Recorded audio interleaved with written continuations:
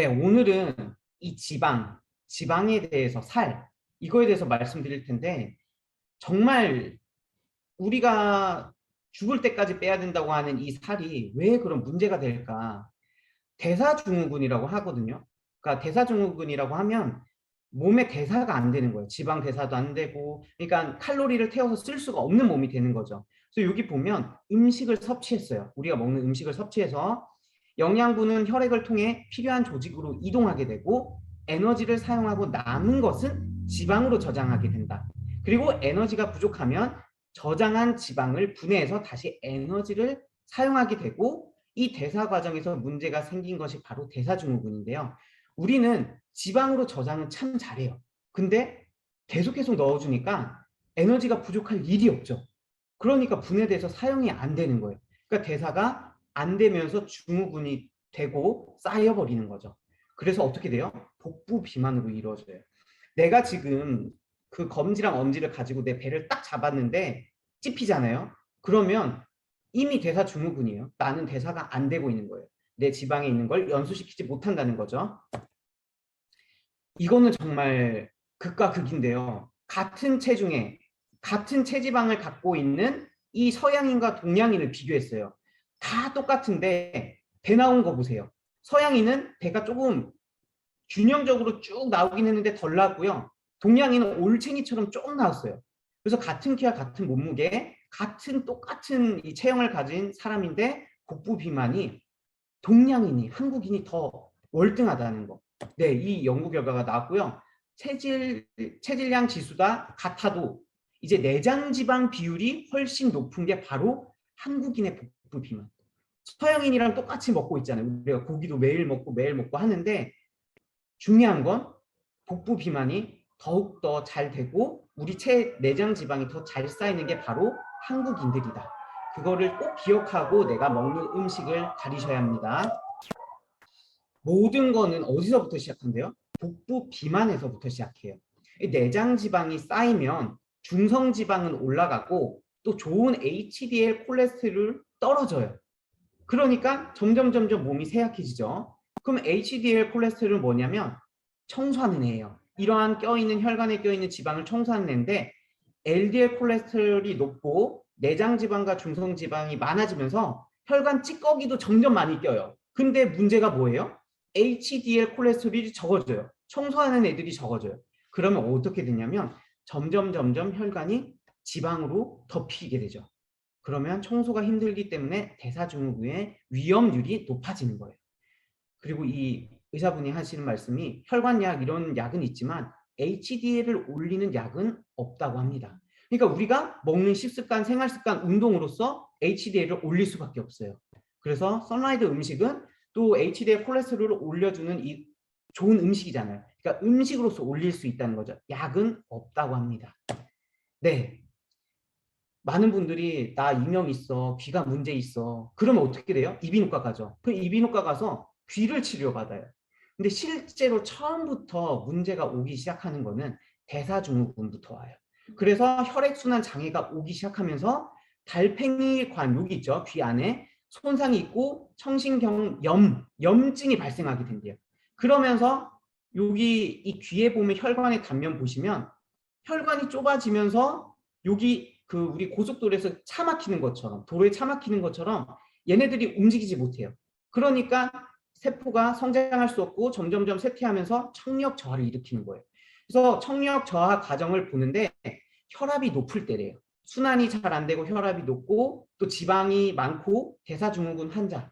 그렇기 때문에 내가 처음부터 뭐 귀에 문제가 아니라 지방이 쌓이고 내가 몸이 점점 쇠퇴하면서 청력 저하가 왔다면 문제는 대사증후군이라는 거죠. 그래서 우리가 몸이 순환이 잘 되고 대사가 잘 되게 또 도와줘야 돼요. 그리고 대사증후군의 원인 중 하나는 인슐린 저항성이라고 하는데요. 인슐린 저항성 많이 듣지만 잘 모르시겠죠. 인슐린 저항성은 혈당을 낮추는 인슐린의 기능이 떨어진 거예요. 그래서 세포가 포도당을 연소해야 되는데 이걸 연소하지 못하는 걸 인슐린 저항성이라고 하는데요. 그림으로 보시죠. 여기 보면 주황색은 포도당이고요. 초록색은 인슐린이에요. 그리고 우리 세포 속으로 넣어주는 그 Y자 수용체가 있는데요. 여기 보면 초록색이 이렇게 딱 수용체에 딱 들어가면 포도당을 집어넣을 수 있는 구멍이 열려요. 그러면 혈관 속에 있는 이 포도당들이 들어가니까 당 수치가 낮아지는 거거든요. 그러면 내 세포는 포도당을 먹고 활발하게 움직일 수 있는 에너지 대사가 되는 거예요. 근데 인슐린 저항성은 어떻게 되냐면 수용체에 작용을 못해서 포도당이 세포로 들어가게 못하는 거예요. 그러니까 효과적으로 못하니까 점점점 이 혈관 속에 당이 쌓이는 거죠. 그럼 많은 분들이 검사하잖아요. 당 수치가 올라갔대. 내가 밥 먹고 당을 재봤더니 수치가 올라갔대. 인슐린이 세포로 넣어줘야 돼요. 그렇기 때문에 인슐린 저항성이 생기는데 이거의 원인은 뭐래요? 뱃살이라고 합니다. 그러니까 지금 꼬집어 보세요. 내 배가 뱃살이 있는지 없는지. 그래서 그 살이 진짜 중요하다고 합니다. 뭐래요? 특히 내장 지방을 조심하라고 합니다.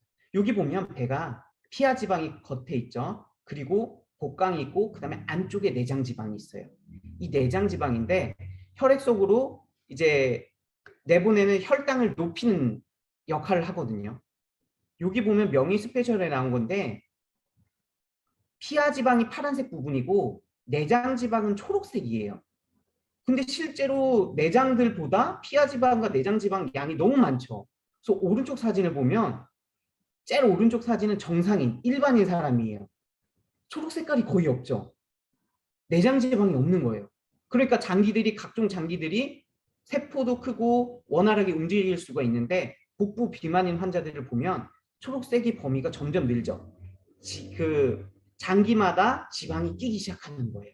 그러니까 CT를 찍어봐도 알 수 있는 거예요. 근데 이제는 그걸 하나하나 빼야지만 장도 원활하게 움직이고 내 장기들이 다 원활하게 움직여서 대사가 된다는 거죠. 그래서 피하 지방은 이제 우리의 체온 유지하는 데 필요한 지방이고요. 근데 어디에 붙냐면 복부에 붙고요. 엉덩이에 붙고 팔 여기에 붙고 다리에 붙고 이렇게 쌓여요. 근데 그렇게 쌓이고 쌓일 데가 없으면 어디로 간대요? 얼굴에 쌓인대요. 그러니까 다 쌓이고 나중에 얼굴에 쌓여요. 그래서 그런 분들이 있잖아요. 얼굴은 작은데 나머지는 엄청 커요. 그러면 아직은 채울 때가 있고 이제 나중에 얼굴로 올라오는 거죠. 그렇기 때문에 피하 지방은 그렇고요. 내장 지방은 장기 주위에 쌓여요. 이게 문제예요.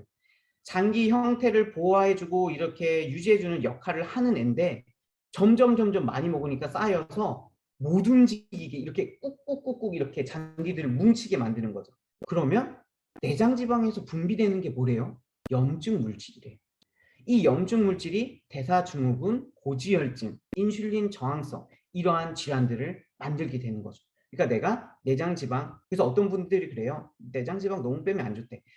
있어야 될 건 있게끔 해주는 게 우리 인체예요. 그렇기 때문에 내가 과해서 문제지 이러한 거를 또 제거해 줘야 된다고 합니다. 그 이 내장 지방은 어떤 꽉꽉 조이기 때문에 장기들을 못 움직이게 하잖아요. 혈관과 장기의 기능을 마비시키는 게 바로 지방입니다. 그리고 이 지방들은 염증을 일으키고 장기 속에 침투해서 뭐래요? 새로운 지방을 또 생성한대요. 내가 먹지 않아도 이제 물만 먹어도 살찌기 시작했어. 왜냐하면 장기 속에 지방이 꽉꽉 차서 걔네들이 지방을 또 만들어. 와, 억울하죠. 안 먹어도 살이 안 빠지는 이 지경까지 왔어요. 그러니까 내가 어떻게 해야 돼요? 이제는 음식을 통해서 단백질을 먹고 지방을 밀어내는 음식을 통해서 또 지혜롭게 지방을 밀어내야 되기 시작합니다. 여기 보면 정상 혈관은 이렇게 우리가 생각하는 그 빨간색이에요. 이게 혈관이거든요. 근데 지방이 낀 혈관은 어떻게 변했어요? 완전 노래요. 그냥 지방이 꽉꽉 차서 아까 LDL 콜레스테롤, HDL 콜레스테롤이 있었잖아요. HDL은 낮아지고 LDL 콜레스테롤이 축적이 되면서 이 혈관들이 노란색으로 차기 시작해요. 근데 뭐래요? 이 지방들이 목 주변에 쌓이면 수면 무호흡증을 유발한대요. 와, 모르셨죠? 내가 어떤 분들 그래요. 내가 이제 무호흡증이 있고 코 건다. 그러면 살쪄서 그래. 맞아요. 목 주변, 코 주변에 지방이 끼기 시작하면 무호흡증을 유발하게 되는 거예요. 근데 많은 분들은 무호흡증이니까 살을 빼려고 하는 게 아니라 어떤 내가 이걸 약을 처방받든지 이러고 있거든요. 그러니까 대사가 잘 될 수 있도록 우리가 또 빼야 돼요. 그리고 이게 지방이 신장으로 콩팥으로 가면 어떻게 된대요? 고혈압을 유발한대요. 목에 쌓이면 수면 무호흡증을 유발하고요. 콩팥으로 가면 이제 혈관에 쌓이면 이제 고혈압을 유발하고요. 그리고 심장으로 가면 어떻게 된대요? 심장에 지방이 쌓이기 시작했어. 아까 그 요 혈관 사진처럼 노랗게 지방이 끼기 시작하면 어떻게 돼요? 협심증, 심근경색, 심혈관계 질환 위험이 증가해요. 그러니까 내가 만약에 막 답답해, 심장도 답답하고 심장이 조금 안 뚫리는데 그럼 뭐예요? 심장 주변에 모든 거에 기름이 껴 있는 거예요. 이렇게 노랗게. 그렇게 생각하면 되고 이 지방을 몰아내야 된다. 어떻게?